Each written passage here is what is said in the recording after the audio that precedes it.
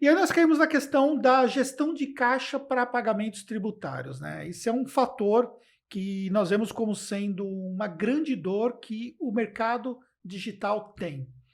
Na verdade, na prática, se faz ali os lançamentos, Sim, e aí às vezes não faz a previsibilidade daquele imposto que vai ser pago, ou às vezes vai fazer um lançamento e não tem uma análise prévia até da questão da tributação, porque muitas vezes antes do lançamento dá para você até olhar pela temperatura do que você vai ter, por exemplo, alguns clientes que fizeram ali múltiplos 7 dígitos, não sim. estavam esperando, só que eles não tinham tempo hábil para poder mudar a tributação da empresa, porque não foi programado isso antecipadamente. Isso, é aquilo que a gente falou, mudar a tributação no meio do ano é algo que a gente não consegue fazer, mas a gente consegue verificar se aquilo de fato vai permanecer naquela empresa, se a gente faz a abertura de uma nova empresa, quem são os envolvidos, se é melhor que aquele produto tenha uma coprodução dessas outras pessoas que estão participando ali, que em vez de entrar para uma sociedade nessa empresa, ela pode ter uma empresa dela e fazer essa divisão na emissão das notas fiscais.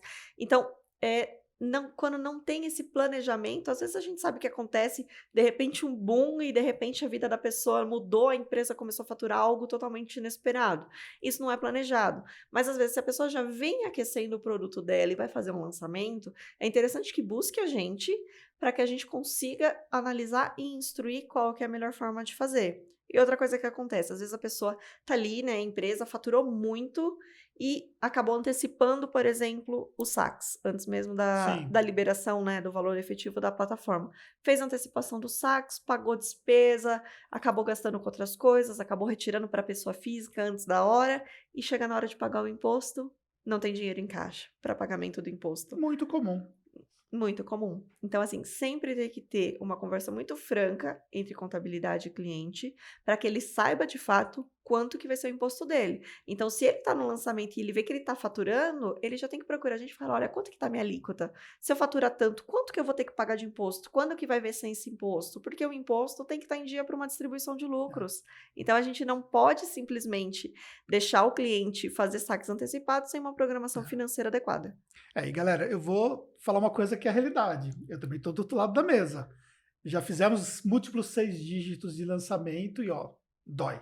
Na hora que você vai pagar, aí você vê tipo assim, dói. A gente fala assim, e aí, né? O imposto deu alta esse mês porque o lançamento foi muito bom. Então, nós acabamos de sair de um lançamento agora Sim. recente que foi muito bom e dói.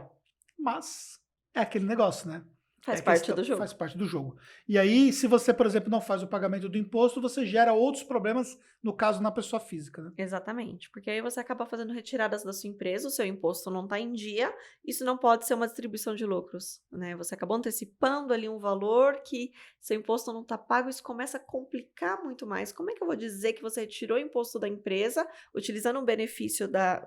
Imposto não, desculpa, retirou lucros da empresa, usando um benefício de isenção que é dado à pessoa física, ao sócio que retira, desde que os seus impostos da empresa estejam em dia.